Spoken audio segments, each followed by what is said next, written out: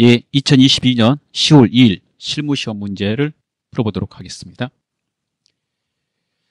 가온상사는 문구 및 자파를 판매하는 개인기업이다. 단기 회계기간은 1월 1일부터 12월 31일이다. 전산세무회계 수업용 프로그램을 이용하여 다음 물음에 답하시오. 자, 1번. 다음은 가온상사의 사업자 등록증이다. 회사 등록 메뉴에 입력된 내용을 검토하여 누락부는 추가 입력하고 잘못된 부분은 정정하시오. 주소 입력 시 우편번호는 입력하지 않아도 무방. 자, 먼저 회사가 어떤 회사인지 이렇게 알아두시고요. 네, 개인기업입니다, 여러분. 1번 문제 푸실 때 개인기업 한번 확인하셔야 되고요. 그 다음에 밑에 있는 거는 지문을 보시면서 입력된 거하고 이 지문하고 틀린 것만 추가로 입력하거나 정정하시면 되겠습니다. 그래서 개인 확인하시고 여기 일반 과세 확인, 사업자 등록번호 확인, 그 다음에 상호, 성명, 기업 연월일, 사업장 소재지, 업태, 종목, 그 다음에 세무서 이렇게 확인하시면 됩니다. 자, 프로그램 보겠습니다. 기초정보관리의 회사 등록을 클릭합니다.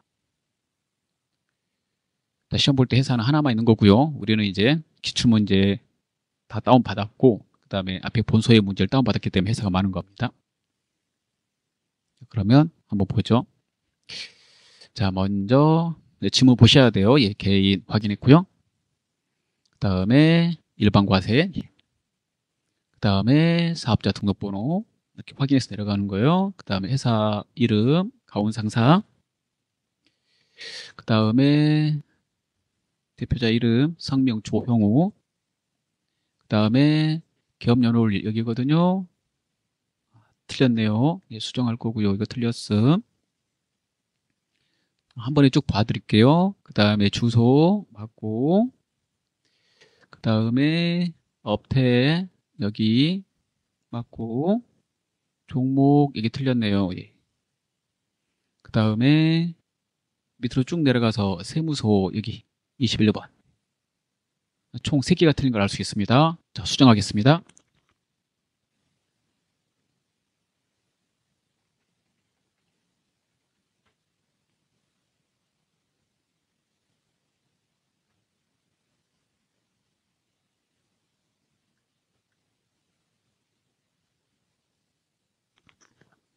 자, 세무서 수정하실 때는 옆에 말풍선 버튼 누르셔갖고요. 이렇게 드래그해서 찾을 수도 있는데 상단에 이 검색란에다가 세무서 이름 치시면 더 빨라요. 안산 이렇게 예. 이렇게 하면 자, 수정 작업이 됐습니다. 자, 2번 보도록 하겠습니다. 다음은 가온상사의 정기분 재무상태표이다. 입력되어 있는 자료를 검토하여 오류 부분을 정정하고 누락된 부분을 추가 입력하시오. 이거 하나씩 다 확인하셔야 돼요. 자, 교재 보시고. 자, 정기분 재무제표, 정기분 재무상태표를 클릭합니다. 자, 교재 보시고 틀린 걸 고칠 거예요. 예. 자, 하나씩 확인하는 겁니다. 예. 자, 현금부터 확인 이렇게.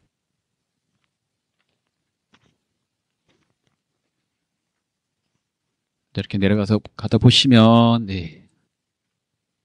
정기예금 틀렸네요. 2천만 원 고치고. 자, 외상배출금, 대손충당금은 왼쪽 거 보는 거예요. 왼쪽 거. 예. 그 금액란이 2개 있잖아요. 예. 왼쪽 거 보는 겁니다. 2개 있을 때. 자, 쭉 내려가고. 차량 운반구 감가상각 누계액 틀렸네요. 이제 고치고. 자, 그 다음에 밑에 봐요. 다 왼쪽 거 되셨으면 자산 쪽에 확인 맞죠? 그 다음에 부채 및 자본 봅니다. 외상배액금 틀렸고요. 그 다음에 나머지 쭉 확인해요. 예. 그 단기순이익 나온 거는 그 자본금에 포함됐다는 그 뜻으로 나온 겁니다. 그건 확인하는 거 아니에요. 이 전체 금액만 보시면 됩니다. 밑에 2개가 딱 맞아야 되죠. 맞죠? 예, 차익이 없어야 돼요. 자, 그러면 다 푸신 겁니다. 자, 그 다음에 3번 보겠습니다. 다음 자료를 이용하여 입력하시오. 가온상사는 상품을 매입하고 상품 매입 대금을 어음으로 지급하는 금액이 커지고 있다. 146번 상품 계정 과목에 다음에 조교를 추가 등록하시오. 자, 이거 그대로 등록하면 됩니다. 그러니까 기초정보관리의 계정 과목 및 조교 등록을 누르고요. 자, 그 다음에 상품 코드 번호가 나와 있죠? 그러면 이 코드 자리 중간에 여기 숫자 있는 자리에다가 아무데나 놓고 146을 쓰면 이렇게 빨리 내려가요. 물론 좌측에 최고자산 누르고 찾을 수도 있죠. 근데 이 번호가 있으면 더 빠르니까 일단 치시고 내려가시면 좋습니다. 그 다음에 오른쪽에 조교를 넣는 건데요. 대체 조교, 조교 번호에 6번 치고 오른쪽에다가 내용을 입력하라고 되어 있으니까 5번 치고 내용을 입력하라고 되어 있으니까요. 그대로 내용을 타이핑해서 입력하시면 되겠습니다.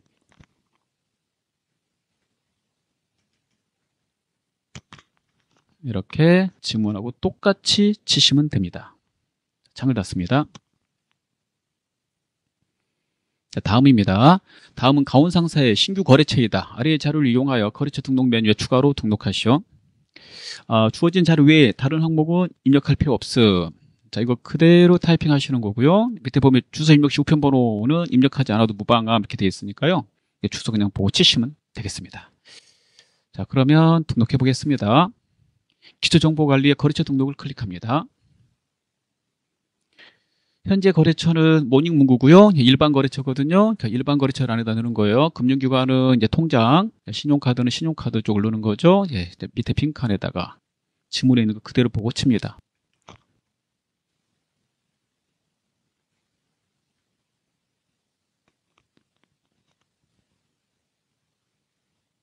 유형은 매출이죠.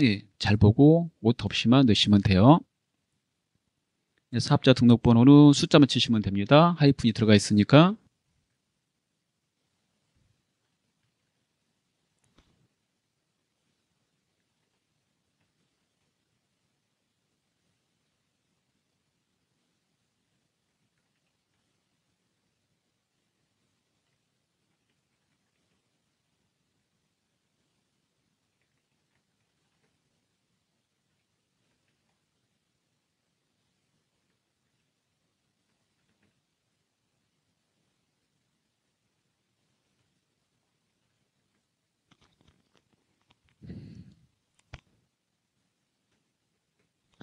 자, 이렇게 한번 다 치시고요. 오타 없는지 확인하시고 다 맞으시면 창을 닫으시면 되겠습니다.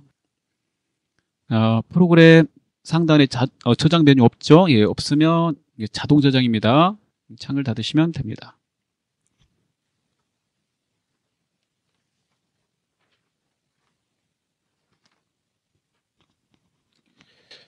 자, 이제 다음 문제입니다. 4번. 다음 거래 자료를 일반 전표 입력 메뉴에 추가 입력하시오. 자, 분계 연습을 많이 하셔야지 맞출 수 있는 거예요. 유의사항은 한번 확인하셔야 돼요. 미리. 조교 입력은 생략하고 부가가치세는 고려하지 않는다. 그 다음에 채권 채무 관련된 거래처명은 반드시 등록되어 있는 거래처 코드, 코드 번호 넣으라는 말이고요. 선택하는 방법으로 거래처명을 입력하고 회계 처리 시 계정 과목은 프로그램에 등록되어 있는 계정 과목 중에서 가장 적절한 과목으로 한다 이렇게 되어 있습니다. 자, 1번 7월 15일. 자, 그러면 준비해보죠. 전표 입력, 일반 전표 입력을 누르고요. 그 다음에 7월 15일. 자, 이렇게 입력을 합니다. 자, 준비가 되셨으면 이제 문제를 읽어볼게요. 자, 책을 한번 봐주셔야 되는데요. 간단하게 얼른 보겠습니다. 대전중앙신협에서 사업 운영 자금으로 5천만 원을 차입하여 즉시 보통예금 계좌에 입금하다. 돈을 대출받았다는 말이고요. 만기를 잘 보셔야 돼요. 만기일은 다음 연도 7월 14일이다. 이자는 연 4%고 이자 지급 시 이자 지급은 만기 시 일괄 지급한다. 그냥 참고만 하는 거지 7월 15일 거래는 아니죠. 이 부분은 이자는 만기 시 지급한다고 그랬으니까. 그럼 7월 15일은 돈 받은 것만 해결 처리하는 거예요. 돈은 뭘로 받았어요? 보통예금 통장으로. 그 자변의 보통예금, 자산의 증가 이런 게 거래 판료서 계속 생각하시면서 해야 돼요. 그 차변의 보통예금, 대변의 이제 빌린 돈이잖아요. 빌린 돈 힌트 차입 1년 내에 갚을 거. 그러면 단기 차입금 이렇게 되는 거죠. 그러니까 금액은 5천만 원씩 이렇게 되는 거고요. 자, 거래처는 채권 채무에 넣으라고 그랬잖아요. 그러니까 이게 지금 부채가 채무이므로 예, 단기 차입금에다가 거래처를 대전 중앙신협 이렇게 답을 써놓고 입력하시면 채점도 할 수 있으니까 좋습니다. 자, 그러면 입력할게요. 자, 차변에 보통의 금액은 5천만 원. 자, 대변에 단기 차입금 대전 중앙신협 이렇게 하면 됩니다. 자, 이번에 두 번째 문제 보겠습니다. 예, 7월 16일입니다. 날짜를 7월 16일로 바꾸고 예, 한번 볼게요. 다음은 로데문구에서 상품을 매입하고 받은 거래 맹세표이다. 7월 5일 지급한 계약금을 제외하고 당좌수표를 발행하여 잔금 594만 원을 지급하다. 상품을 샀다고 그랬잖아요. 그럼 차변에 상품이 되고 그다음에 계약금의 이름은 뭐예요? 선급금이 되겠죠. 예, 줬으니까 매입 시에 계약금 주는 거잖아요. 당좌수표 발행한 거는 뭐가 돼요? 예, 당재금이 되겠죠. 자, 그러면 이거는 이렇게 쓰면 되잖아요. 예, 자산의 증가니까 차변에 증가된 자산 상품 쓰고 그 다음에 대변에 계약금 물건 받았으니까 물건을 받을 의무가 사라지니까 자산의 감소 선급금 당좌수표 발행하면 당재금 이렇게 거래처는 어디다 넣으면 돼요? 예, 선급금에다 넣는 거죠. 예, 선급금에다가 지문에 나와 있는 로데문구 이렇게 그 다음에 이제 금액은 거기 나온 대로 예, 그대로 그렇게 쓰시면 끝. 660만 원. 네, 선급금은 66만 원이고요. 예. 그다음에 잔금은 594만 원. 이렇게. 자, 입력해 보겠습니다. 예, 차변의 상품 660. 대변의 선급금 거래처 넣으시고 66만 원.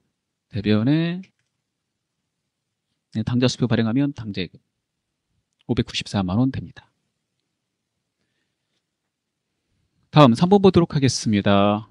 7월 28일입니다. 영업부 사원의 출장 경비 중 신한카드 사업용 카드로 지급한 영수증을 받아 출장 경비는 여비교통비로 처리한다 라고 되어 있네요.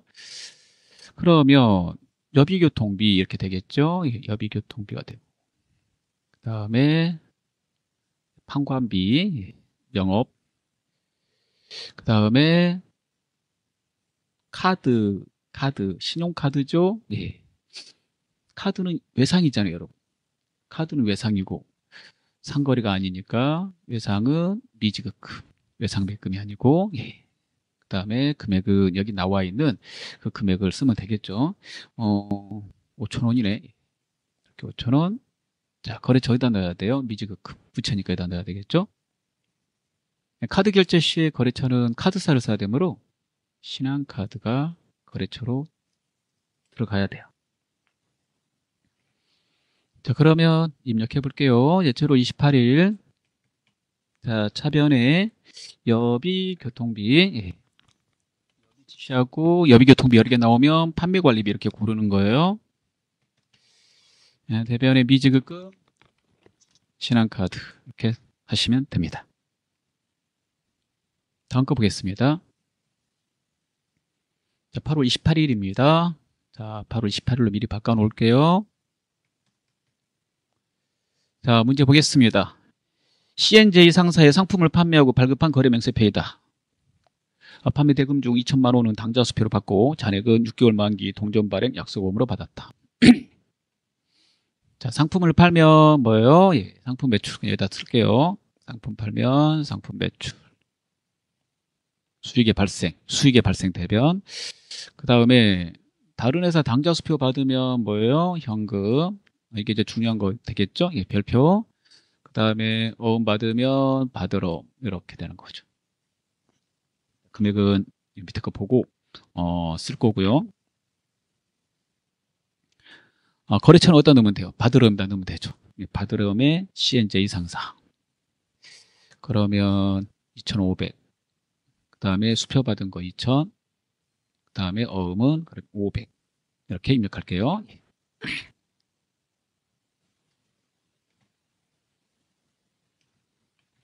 자, 입력할 때 차변과 대변의 순서는 상관없습니다. 예. 저는 예, 차변부터 넣고 그 다음에 대변 넣을게요.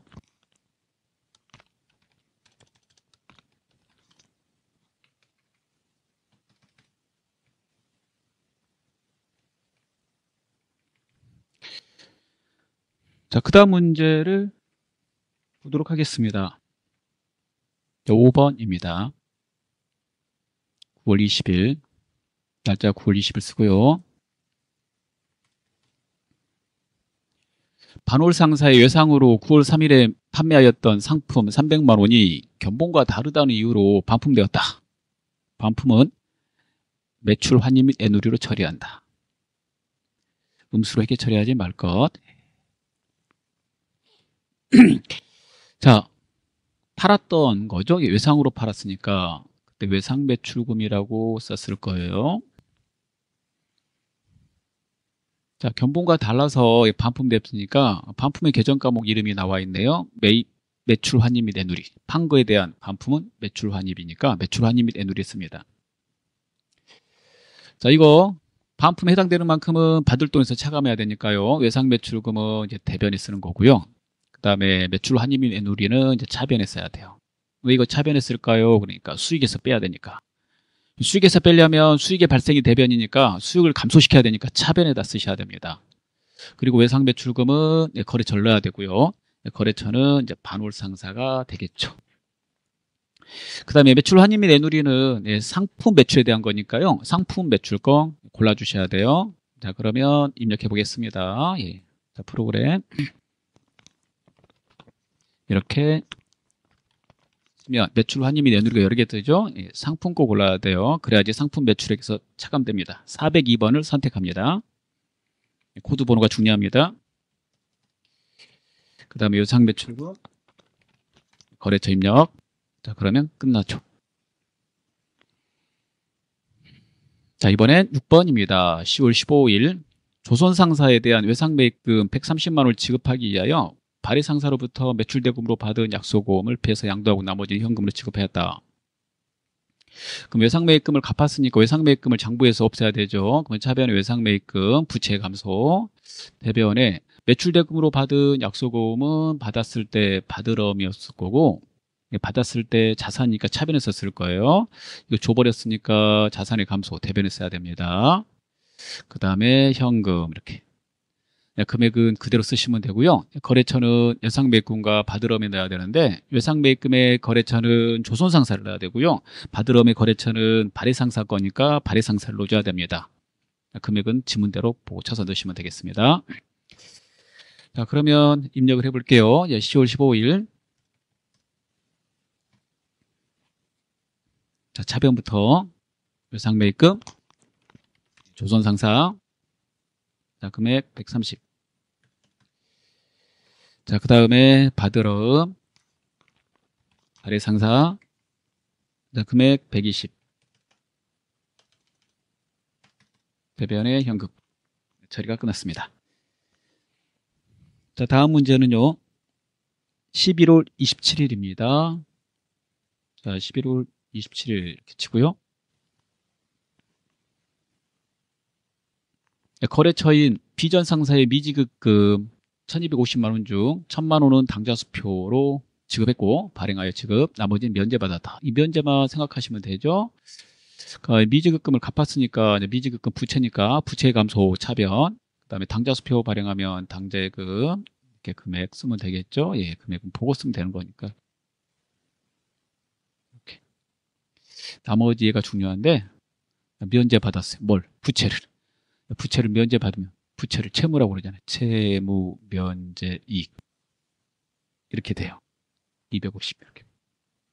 거래처 내야 될 거는 채권 채무에 넣으라고 그랬으니까 미지급금이 채무이므로 미지급금의 비전상사 이렇게 되겠습니다. 자, 입력을 해볼게요. 11월 27일 차변에 미지급금 거래처 넣고 1250 그 다음에 대변에 당재금 당좌수표 발행하면 당재금 1000만 원 대변에 채무면제익 250만 원 되겠습니다. 자, 그 다음 보도록 하겠습니다. 12월 30일 신규 취득한 업무용 차량에 대한 취득세를 현금으로 납부하고 다음과 같은 영수증을 수령하였다. 취득세 납부 영수증 있죠? 취득세 확인해 보니까 263만 7,810원이 되겠네요. 예, 그대로 치시면 돼요. 자, 취득세는 취득하는 자산으로 처리하는 거예요, 여러분. 따라서 취득하는 자산이 차량이니까 차량 운반구, 그 다음에 현금 준 거는 대변의 현금이 되겠죠. 자, 그러면 입력해 보겠습니다. 12월 30일. 차변의 차량 운반구 대변의 현금 이렇게 넣으셔도 되고요. 그 다음에 차변의 계정 과목이 하나고 대변의 현금일 때는 출금으로 넣어도 되거든요. 예, 출금은 1번입니다.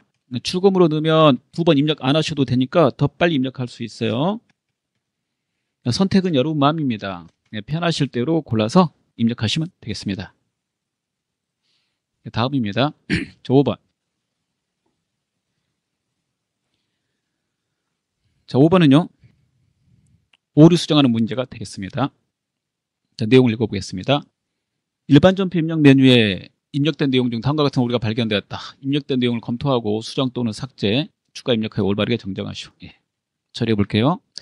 자, 1번 9월 15일 거래처 올평문구로부터 외상매출금을 현금으로 회수하고 회계 처리한 10만 원이 실제로는 올평문구와 상품 추가 판매 계약을 맺고 계약금으로 현금 10만 원 받은 것으로 확인되었다.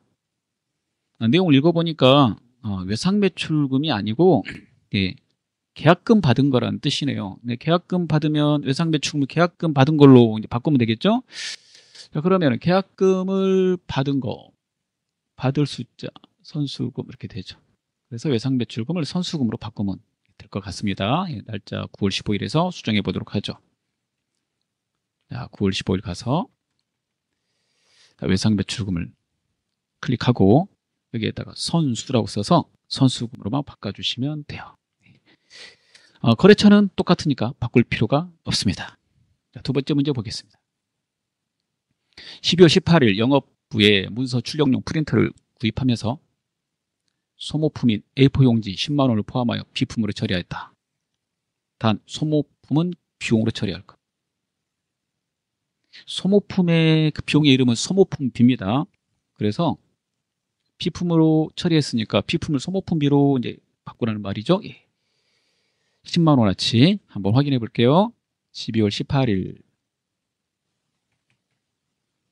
자, 비품은 10만 원어치가 아니네요. 110이니까 10만 원어치만 바꿔야 되겠. 10만 원어치는 소모품비로 해라 그랬어요. 그래서 수정을 작업을 해야 돼요. 수정 작업을. 그러면 비품 100만 원, 소모품비 10만 원 이렇게 되면 되겠죠? 예. 100만 원으로 바꾸고 비품에 그다음에 소모품비 10만 원 넣기 위해서 밑에다 넣으셔도 되는데요. 이왕이면 차변에 보기 좋게 하시려면 상단에 전표 삽입. 메뉴는 있으니까 쓰라고 만든 거 아니에요. 예. 이렇게 밑에다 넣어도 되는데 이럴 때 삽입해서 편하게 편집해서 쓰라고 하는 거니까 편집하실 때 이거 쓰면 아주 좋습니다. 전표 삽입 버튼을 누르고 차변에 소모품비, 판매관리비 골라서 10만 원 이렇게 처리하면 돼요. 예, 밑에다 넣으셔도 돼요. 이 기능이 있다는 것을 아시면 편집할 때, 수정 작업할 때 훨씬 편합니다. 자, 그러면 이제 끝났고요. 자, 그 다음 거 볼게요.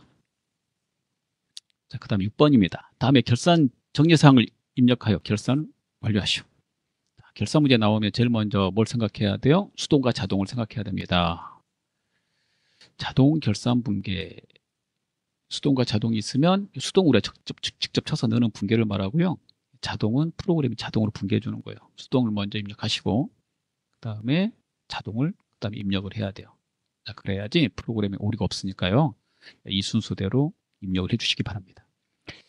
그러면 자동 결산 분계에 해당이 되는 거, 전산회계 2급에 해당이 되는 것만 설명드리면 기말의 재고자산, 정리, 분계하는 거.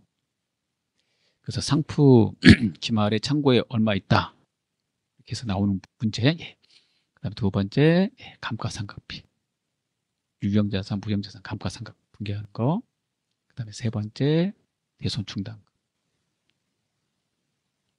이게 이제 2급의 시험범위에 해당되는 자동 결산 분계입니다. 이 1급으로 넘어가면 5개예요. 2급은 이제 3개만 됩니다. 그러면 여기 있는지 한번 확인해 볼게요. 임대료 나왔잖아요. 여기 없죠. 그러니까 수동이 이렇게 써놓고. 그 다음에 단기 투자 목적으로 주식 샀다고 그랬죠. 주식 이거 해당 사항 없잖아요. 수동이고. 그다음에 보험료 나왔네요. 보험료 여기 없죠. 수동이고. 대손 충당금 나왔네요. 대손 충당금 이거 자동이라고 그랬잖아요. 4번은 프로그램이 자동으로 분개한다는 거예요. 4번은 데이터만 넣으시면 되니까 맞췄다고 봐야 되고 1, 2, 3번 회계 실력을 발휘하셔야 돼요. 그럼 1, 2, 3번을 이제 풀기 위해서 결산이니까 전표 입력에 일반 전표 입력을 누르시고 12월 31일 입력합니다. 12월 31일 잘못 들어갔네. 이렇게. 그 다음에 이제 문제를 읽어봐요. 자, 문제 보도록 하겠습니다. A 사무실을 임대했나봐요. 임대료. A 사무실을 임대료 600만 원에 임대하는 것으로 계약하고 임대료는 임대기간 종료일 전액 수령하기로 하였다. 자, 이거요. 달로 계산하려. 달로 나누어서 계산할 것. 5할. 내년까지 임대 기간이 내후년까지 임대 기간이 되죠. 내년까지 임대 기간이 되죠. 2024년. 자, 그래서 올해가 2023년 7월이고 내년이 2024년 6월 30일이니까 수익과 비용은 그 해에 발생된 것만 처리해야 되므로 6개월분 7월부터 12월 거가 오르게 되는 거죠. 올해 장부에다 처리해야 돼요. 그 임대료는 임대료예요. 임대료는 계약기간 종료일에 전액 받기로 했대요. 내년에 받기로 했는데 내년에 받는다고 올해 거 포함해서 내년에 다 임대료로 처리하게 되면 올해의 수익이 내년에 반영되는 일이 발생되니까 틀리게 됩니다. 그래서 받지 못했다 할지라도 올해 수익이면 올해로 수익 처리해야 돼요. 임대료는 수익이잖아요. 그래서 임대료 쓰시고 결산 시 현재 발생된 수익 받지는 못했으니까 미수수익 이렇게 됩니다. 금액은 계산하셔야 되는데요. 6개월분 계산을 오랄 계산하라고 했으니까 600만 원 곱하기 1년은 12개월이니까 이게 1년치잖아요. 12분의 6 이렇게. 그럼 얼마예요? 300. 이렇게. 이거 정답이 되겠습니다. 수동이 3문제니까 연속으로 계속 분개해 볼게요. 두 번째입니다. 3개월 전 단기 투자 목적으로 양촌 주식회사의 주식 100주 액면금액 5천원짜리를 한 주당 25,000원에 취득했대요. 그때 써놨을 거예요. 3개월 전에. 근데 이 25,000원짜리 주식이 현재 3만원 가고 있대요. 주가가 올랐네. 좋겠네요. 단기 매매증권 이렇게 단기 투자 목적으로 산 주식을 단기 매매증권이라고 그러는데 단기 매매증권은 결산 시에 취득한 금액, 즉 장부 금액보다 시가, 공정가치가 이렇게 변동이 생기면 평가라고 돼 있어요. 지금 변동이 생겼잖아요. 평가합니다. 자, 올랐으니까 이익이 발생돼요. 그 이름이 단기 매매증권 평가이익이 돼요. 오른 만큼을 수익 처리하시고 오른 만큼을 해당되는 단기 매매 증권에다가 더해 주셔야 되죠. 얼마 올랐어요? 5,000원. 자, 몇 주 샀어요? 100주. 그러면 그 차액만 회계 처리해서 평가하는 거니까 100주 곱하기 5,000원을 해봅니다. 그러면 얼마 나와요? 50만 원이 되겠죠. 50만 원씩. 50만 원씩. 3번 10월 1일에 보통예금 계좌에서 2차 납부한 사업장의 화재보험료 112만 원, 보험기간은 올해 10월 1일부터 내년 9월 30일까지고 차기분이 포함된 보험료래요. 자, 이걸 오랄 계산하래요. 보통예금 계좌에서 납부했다니까 10월 1일 날 그 1년분 12만 원을 전부 다 비용 처리했다는 말이에요.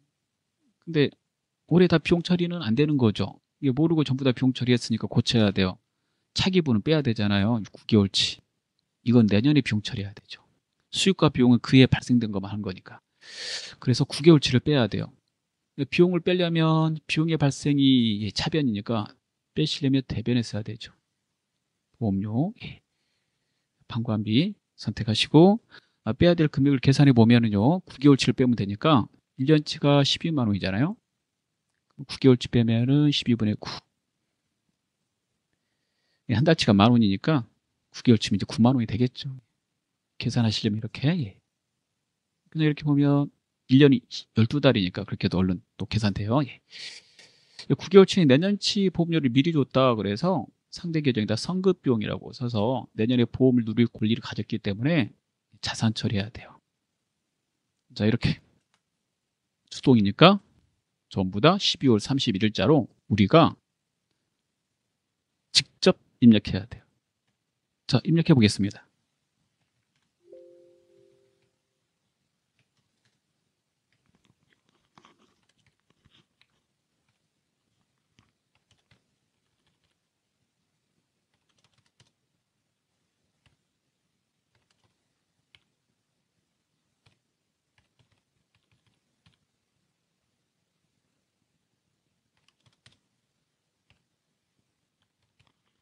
다 넣었어요. 다 넣고 이제 창을 닫고요. 충당금은 자동으로 분계되는 건데 그 자동 분계하시려면 결산 재무제표에 결산자료 입력을 누릅니다.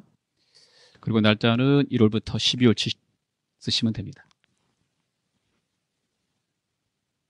자, 대손 충당금은 어디다 넣어야 돼요? 그러니까 아래로 좀 내려가서 매출채권에 대해서 하라고 그랬으니까 예. 매출채권은 두 개를 부르는 말이죠. 이거 외상 매출금하고 받으러 이 두 개에 대해서만 내년에 1% 받을 수 없을 거니까 그 충당금을 만들어 달라는 거예요. 자, 그러면 아래로 좀 내려가요. 예, 걔네들이 이제 판매 관리비로 회계 처리가 돼야 되니까 내려가서 예, 판매비와 일반 관리비로 가서 여기에다가 그 금액을 넣으면 알아서 대손 충당금 회계 처리합니다. 이거 계산은 프로그램이 자동으로 하는 건데요. 상단에 이거 누르시면 돼요. 대손 삼각 버튼 클릭. 그리고 거기 퍼센트 잘 보세요. 퍼센트는 1%니까 여기 1%. 틀릴 때는 수정하고. 그 다음에 얘네들이 다 데이터를 가져다 계산하는 거예요. 1%로 계산돼 해놓은 게 두 개 보이고 이 두 개만 내년에 받을 수 없을 거라고 보고 나머지는 다 받을 수 있다는 말이니까 얘는 뭘 받고 뭘 못 받는지는 모르잖아요. 예. 그래서 다 나와요, 채권이. 그러면 우리가 필요 없는 거는 스페이스 바로 지우든지 0으로 이렇게 쳐가지고요. 다 지워버립니다. 얘네들은 충당금 설정 안 할 거예요. 예, 충당금 설정할 것만 내버려두고 다 지워요. 충당금 설정할 금액은 해당되는 기말의 매출채권의 잔액에다가 곱하기 대손율 1%, 그 다음에 남아있는 대손 충당금 잔액을 차감해서요. 그러니까 계산해서 이렇게 공식 나오죠. 예. 그래서 외상 매출금은 302만 1,300원을 보충하면 되고, 그 다음에 받으러면 32만 2천원 보충하면 된다는 거예요. 이게 정답의 금액이죠. 예. 그대로 놓고 결산 반영 눌러요. 그럼 해당되는 칸 이렇게 들어가요. 들어가면 상단에 분계하라고 전표 추가를 누릅니다. 이거 꼭 누르셔야 돼요. 안 누르면 회계 처리가 안 되니까 0점 됩니다. 전표 추가 누르고 예를 합니다. 예 누르면 자동 결산 분계 완료 이 메시지 뜨거든요. 이거 보고 창을 닫으시면 됩니다. 자, 그 다음에 7번 보겠습니다. 자, 7번은 이제 장부조의 문제입니다. 자, 1번 상반기 1월부터 6월 상품 매출액이 가장 적은 달에 상품 매출액은 얼마인가?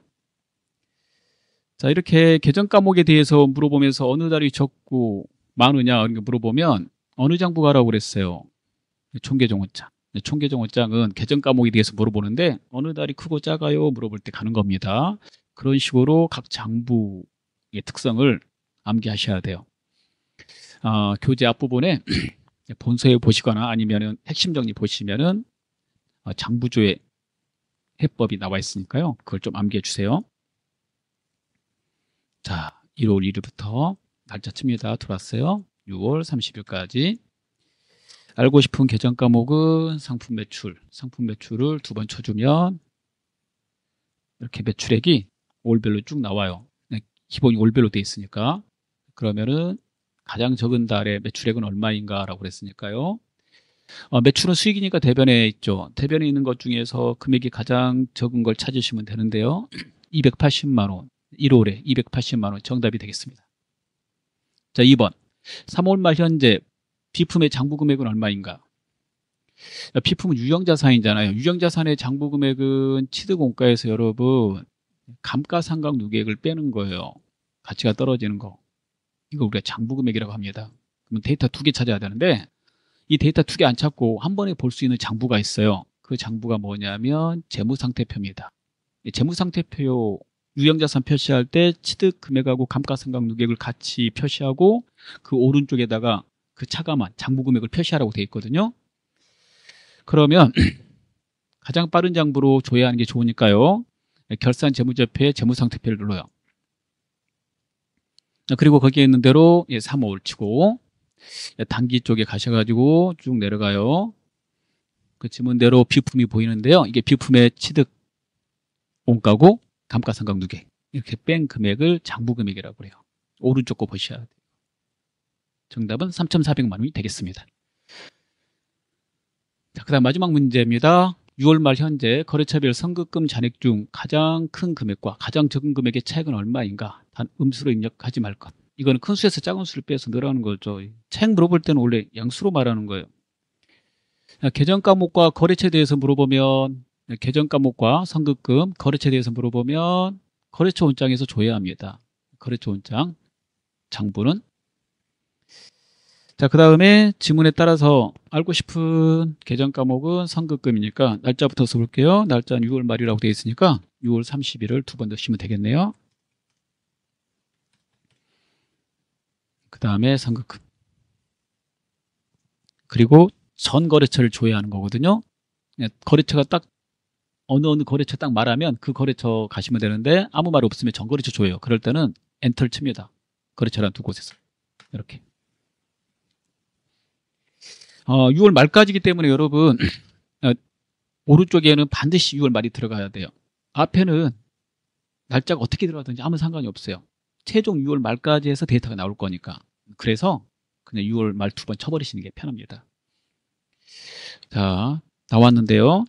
자, 계산기가 필요하겠네요. 가장 큰 금액과 가장 적은 금액의 차액은 얼마인가 물어봤으니까 가장 큰 금액은 177만 원에서 가장 작은 금액은 13만 2천 원 이렇게 빼시는 건데 빼기 하기 싫으시면 여러분 오른쪽에 계산 이렇게 여러분 일반용 계산기로 하셔도 되는데 자, 이걸로 하셔도 좋아요.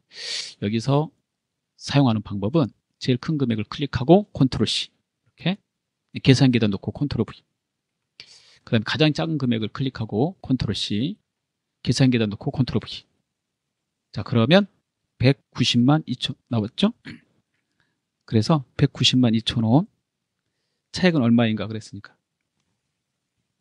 그래서 177만 원에서 13만 2천 원 이게 더하기네 빼기 하셔야 되니까 빼기 죄송합니다 이렇게 빼기를 바꾸면 돼요 이렇게 쉽죠 이렇게 차액 빼기 큰 금액 쓰고 작은 금액 쓰고 그러면 163만 8천 원 이렇게 되죠. 저렇게 하면 좋아요. 이 계산기도 편하다. 숫자 복잡할 땐 이거 쓰세요. 일반용 계산기 하려면 숫자 치다가 오타 많이 나잖아요. 그런데 이거는 절대 그럴 일이 없잖아요. 그대로 카피해서 붙이니까. 자, 다 풀었습니다. 수고했습니다.